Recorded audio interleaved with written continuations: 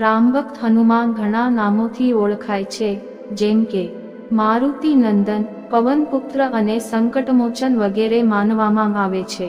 તે ભગવાન શિવનો 11મો રુદ્ર અવતાર હતા અને અનેક પૌરાણિક કથાઓમાં તેમના જન્મનો ઉલ્લેખ છે.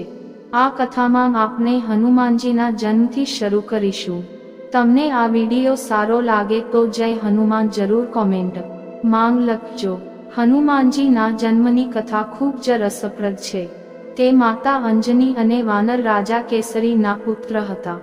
એવું માનવામાં આવે છે કે તેમનો જન્મ કોઈ સાદો સંયોગ ન હતો, પરંતુ દેવતાઓ, નક્ષત્રો અને તમામ ભગવાનના આશીર્વાદથી પૃથ્વી પરથી પાપનો નાશ કરવા માટે થયો હતો. માન્યતાઓ અનુસાર માતા અંજનીને વરદાન આપવામાં આવ્યું હતું કે તેમનો પુત્ર શિવનો અંશ બનશે. આ સિવાય એવી પણ માન્યતા છે કે જ્યારે બજરંગબલીનો જન્મ થયો હતો, તે જ સમયે રાવણના ઘરે પુત્રનો પણ જન્મ થયો હતો. આ સંયોગ વિશ્વમાં સારા અને ખરાબનું સંતુલન જાળવવા માટે બન્યો હતો.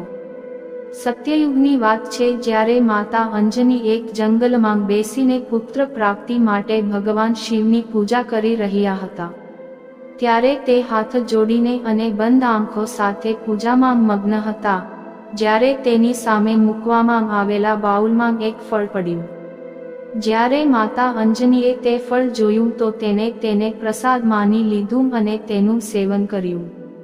વાસ્તવમાં જ્યારે માતા અંજની અયોધ્યામાં ત્યાંથી દૂર જંગલમાં પૂજા કરી રહ્યા હતા, ત્યારે રાજા દશરથ પણ પુત્ર પ્રાપ્તિ માટે શિવયજ્ઞ કરી રહ્યા હતા. આ હવન પછી પંડિતે રાજા દશરથની ત્રણેય રાણીઓને ફળ આપ્યા, જે ખાવાથી તેમને પુત્રનો આશીર્વાદ મળ્યો. ત્યારે જ એક પક્ષીએ આ ફળોનો એક નાનકડો ભાગ ઉપાડ્યો અને તેને લઈ ગયો, જે પછી તેને માતા અંજનીની સામે મૂક્યો. આ રીતે ભગવાન શિવના આશીર્વાદથી કેસરીનંદન હનુમાનનો જન્મ થયો. તો બોલો બધા જય હનુમાન.